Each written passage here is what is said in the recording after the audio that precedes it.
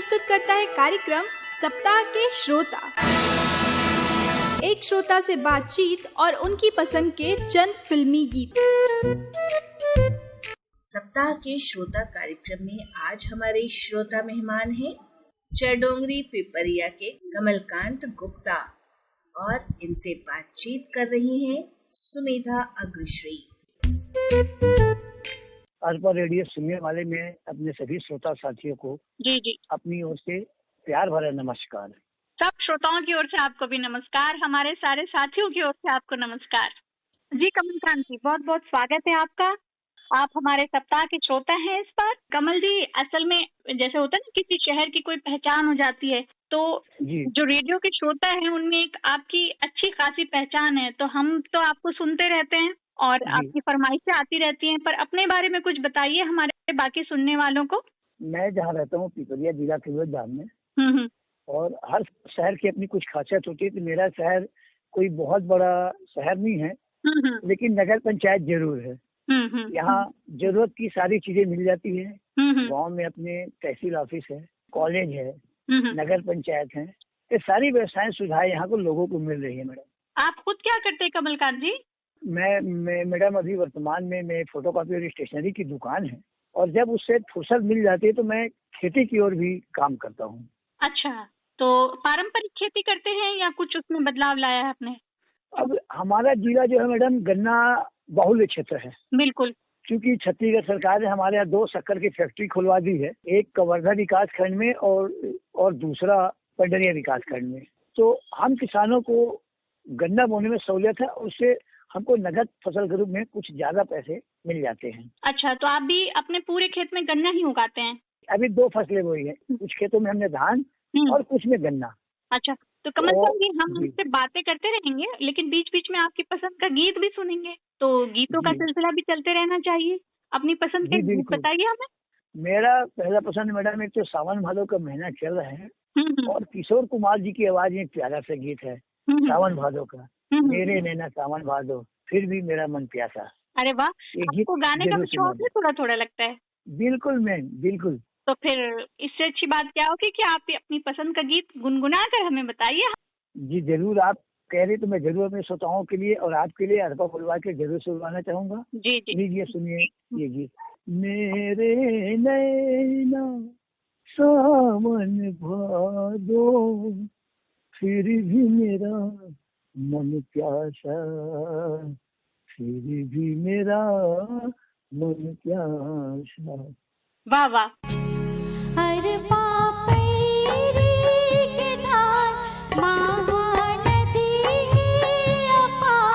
ये है आपका अपना अरपा कम्युनिटी रेडियो बिलासपुर और अरपा वेब रेडियो।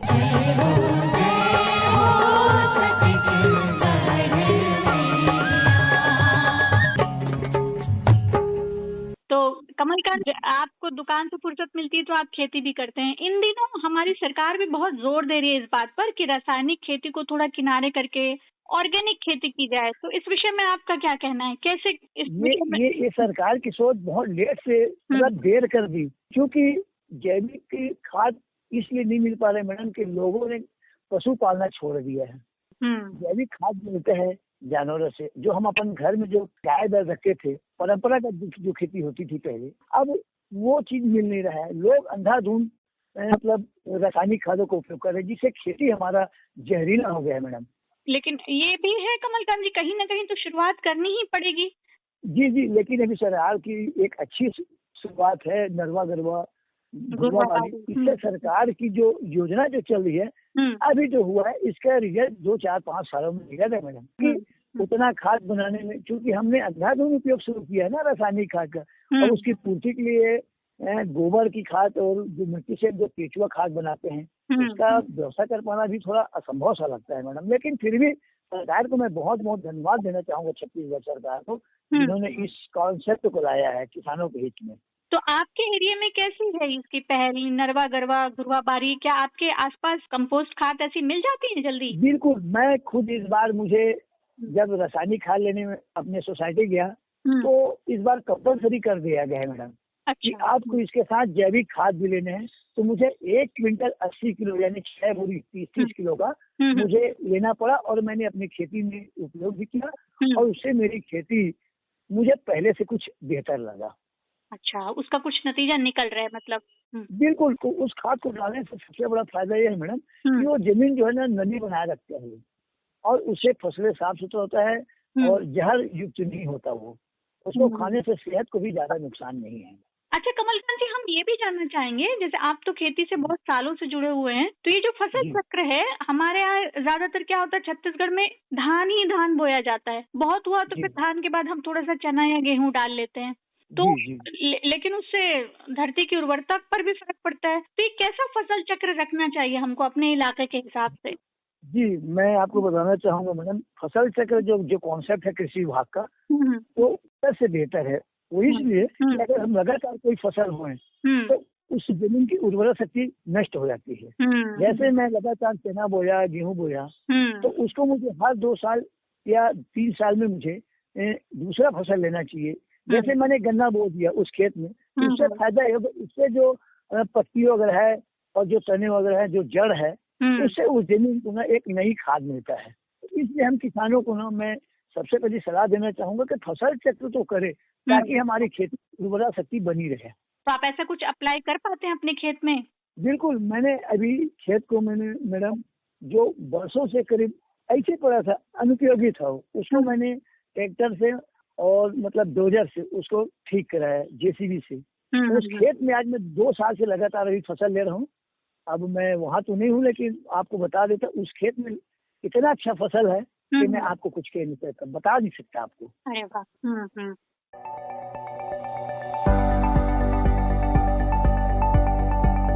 मानसिक रोग से जुड़े रोगियों से बात करें, बातें नहीं। नहीं किलेश्वरी, तुम रहने दो, तुम्हारी तबीयत ठीक नहीं है। मेरी तबीयत को क्या हुआ? क्यों भाई साहब, क्या मैं बीमार लग रही हूँ? नहीं बिल्कुल नहीं, आप तो हमेशा की तरह एकदम भली चंगी लग रही है। अरे नहीं भाई शत्रुघ्न, अभी थोड़ी देर पहले इसका बीपी ऊपर नीचे हो रहा था। हाँ, सारे मोहल्ले में ढिंढोरा पीट दो, मेरी बीवी ऊपर से स्वस्थ दिखती है, अंदर से बीमार है, ढोल का पोल। ये क्या हो रहा है भाभी जी को? पिछले कुछ समय से महसूस कर रहा हूँ आप काफी बुझी बुझी सी रहती हैं। किसी बात से परेशान या दुखी हैं क्या? खुश होने का कोई कारण तो होना चाहिए। सब समझदार हो गए भाई साहब, सबके अपने अपने काम हैं। संडे को भी मैं ही एक निठल्ली बैठी हूँ इस घर में। अरे नहीं भाभी जी, आप है इसीलिए तो ये लोग इतनी बेफिक्री से जी रहे हैं। मैं मर गई ना तब भी ये ऐसी ही बेफिक्री से जिएंगे। भाभी जी भूख लग रही है, पोहा बन सकता है क्या? बनाती हूँ।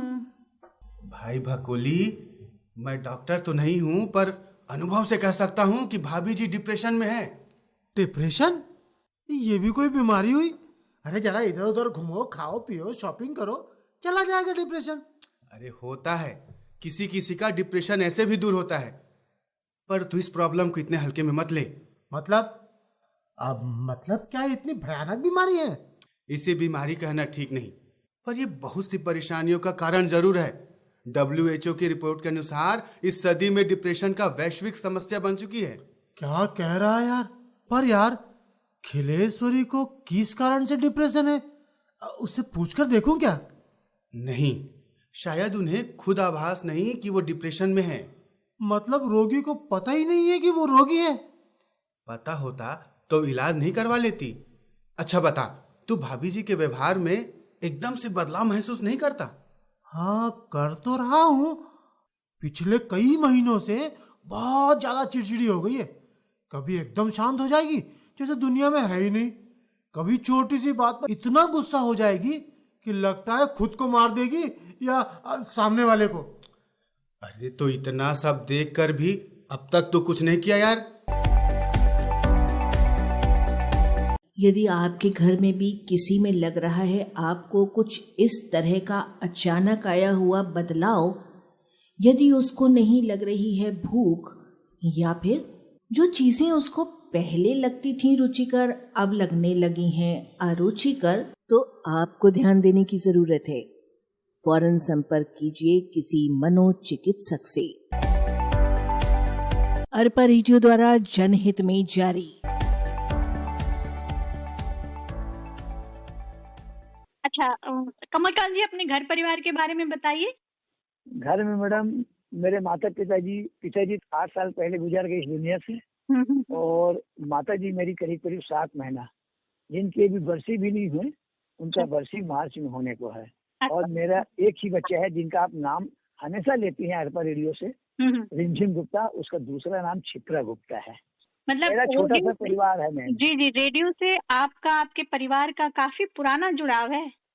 जी बिल्कुल। मैं जैसे ही मैं मैट्रिक पढ़ के निकला हायर सेकेंडरी, उसमें 11+3 यानी 11 चलता था मैडम। उस समय मैं 11वीं वर्ग पास किया हूँ 1986-87 में। जैसे मैं पास करके निकला तो मेरा रुझान रेडियो को हो गया, और मैं लगातार उस समय से जो रेडियो से जुड़ा हूँ, जो सिलसिला आज तक के बना हुआ है। तो ऐसी क्या चीज है कमलकांत जी जो आपको अरपा रेडियो से या रेडियो से बांध के रखती है आपको? बहुत अच्छा सवाल किया मैडम। मैं आपको यही सवाल का इंतजार था मुझे, जिसके जवाब देने के लिए मैं उत्सुक हूँ। मैडम मैं आपको ये बताना चाहूंगा, रेडियो से हमको ना गीत संगीत ही नहीं मिलता। रेडियो ने मुझे इस क्षेत्र का ना एक अच्छा वक्ता बना दिया है। रेडियो ने मुझे वो चीज दिया है, हर श्रोताओं को अपनी अपनी चीज मिला है रेडियो से, लेकिन मुझे जो चीज मिला है आप बताना चाहूंगा। मैं इस क्षेत्र में कोई भी कार्यक्रम होता है आसपास में, तो लोग मुझे उस मंच का संचालन एंकरिंग करने के लिए मुझे जरूर मौका दिया जाता है, जिससे मैं रेडियो का बहुत आभारी हूँ कि रेडियो ने मुझे एक अच्छा मंच संचालन का कुशल वक्ता बना दिया है। वाह वाह वाह, बहुत अच्छा बहुत अच्छा। ये रेडियो का ये एक जो फायदा है वो हमको वाकई नया सा लग रहा है सुनने में, कि बहुत सारे लोग कहते हैं हम मनोरंजन के लिए रेडियो सुनते हैं, कोई कहता है हम टाइम पास के लिए रेडियो सुनते हैं, लेकिन आपने जो फायदा बताया ये तो वाकई एक बहुत बड़ी बात है। और मैम रेडियो में वही बात कही जाती है जो एकदम सच्ची हो, जो 100% खरा सोना की तरह हो। उनको करोड़ों सुनने वाले इस देश में कोई अपना नाम सुनने के लिए रेडियो नहीं सुनते। इस देश के करोड़ों लोग रेडियो को सुनते हैं, और इसलिए सुनते हैं कि उसकी विश्वसनीयता पे कोई आँच ना है। रेडियो ने जो बता दिया वो सच्ची खबरें होती है। ये मुझे मतलब रेडियो से मिला मैडम। बिल्कुल बिल्कुल कमलकांत जी। तो आपके शौक और क्या क्या हैं फिर? मुझे तो मेरा शौक पर्यटन है, और भारत के जो बड़े बड़े तीर्थ स्थान है उसका दर्शन करना मेरे प्रिय शौक में रहा है मैडम। अच्छा, तो आपके काम काज से, खेती से इतना मौका निकल पाता है कि आप दूर दराज जा पाए? बिल्कुल मैडम। हम सावन में एक ऐसा, अभी तो कोरोना काल चल रहा है 2 साल से, तो इसमें इस बार हम कहीं नहीं गए, फिर भी अपने आसपास जरूर गए सावन में। लेकिन भारत के जितने बड़े तीर्थ स्थान हैं, आप कहें तो मैं नाम भी बता दूं। अरे बिल्कुल बताइए। बद्रीनाथ, केदारनाथ, गंगोत्री, आज के रामेश्वर और पुरी। मेरा अभी सिर्फ दर्शन के लिए बचा है मैडम, आपका द्वारका नहीं जा पाया हूँ ये कोरोना काल की वजह से, लेकिन भारत के हर बड़े तीर्थ घूमना मेरे शौक में है, और अपने परिवारों के साथ घूमता हूँ। बिल्कुल। रहा सवाल पर्यटन का, तो पर्यटन में मैंने कन्याकुमारी तक के गया है, ऊटी का भी मैंने दर्शन किया है। अच्छा। तो इन सब चीजों को जब मैं करीब से देखता हूँ तो मुझे लगता है प्रकृति के हम बहुत नजदीक हैं। भारत में ऐसी चीजें हैं मैडम कि अगर हम कहीं साल भर भी घूम जाए ना, तभी पूरा भारत देश हमारे लिए बहुत कम पड़ेगा। बिल्कुल बिल्कुल बिल्कुल कमलकांत जी।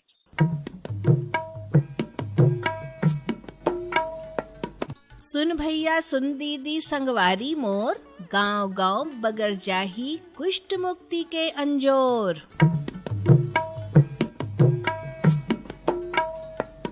शरीर में कोई भी दाग धब्बे दिखाई दे तो तुरंत जांच कराएं और कुष्ठ रोग से मुक्ति पाएं। कुष्ठ रोग किसी को भी हो सकता है। शासकीय अस्पताल जाएं, मुफ्त उपचार कराएं और खुशहाल जीवन जिएं।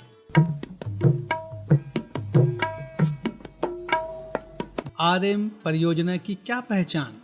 कुष्ठ मुक्त रहे हर इंसान।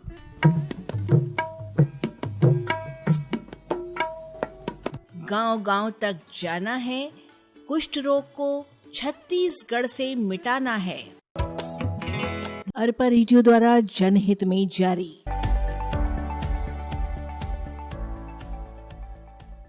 और कमलकांत जी, गीत से पहले हम जो बात कर रहे थे आपने बताया कि घूमने फिरने का आपको काफी शौक है।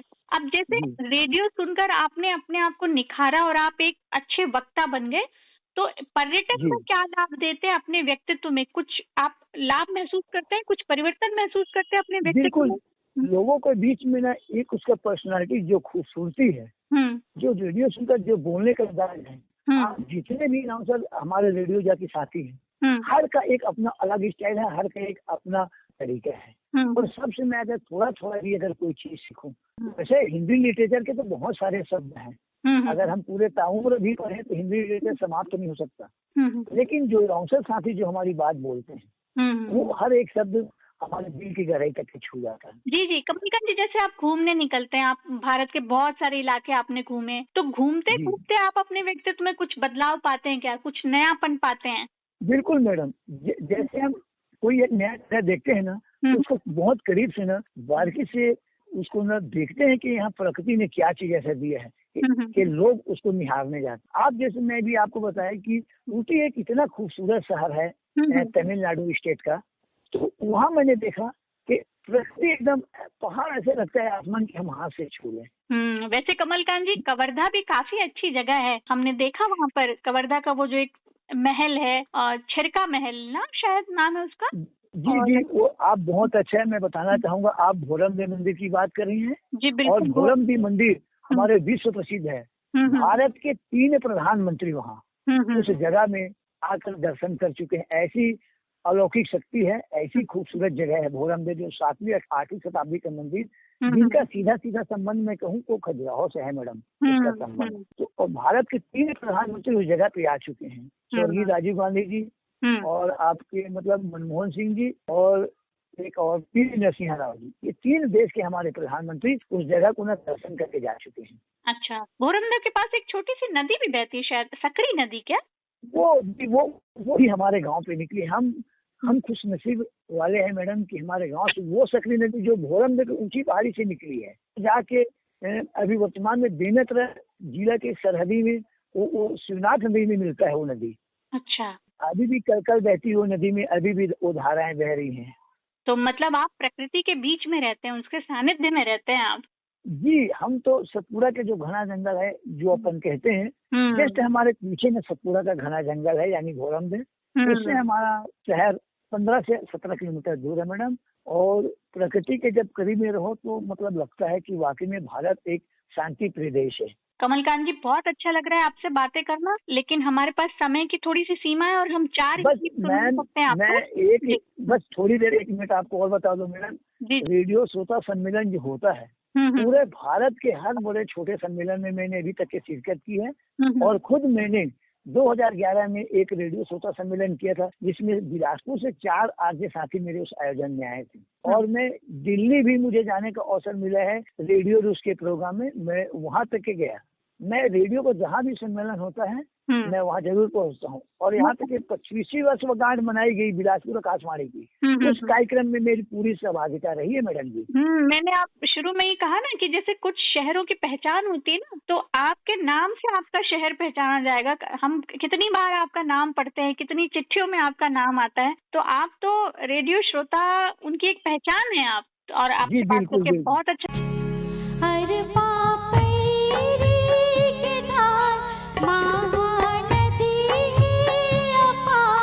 ये है आपका अपना अरपा कम्युनिटी रेडियो बिलासपुर और अरपा वेब रेडियो।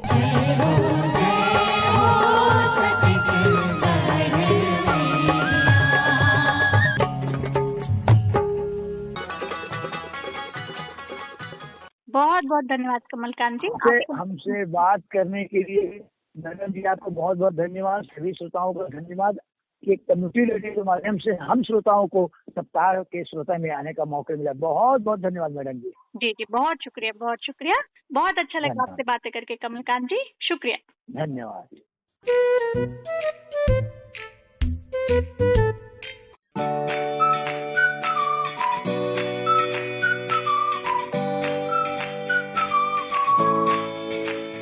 सप्ताह के श्रोता इस कार्यक्रम में आज आपने पिपरिया चरडोंगरी के अरपा रेडियो के श्रोता कमलकांत गुप्ता से बातचीत सुनी। और इनसे बातचीत की सुमेधा अग्रश्री ने। आप सुन रहे हैं अरपा कम्युनिटी रेडियो 90.8 मेगाहर्ट्ज पर।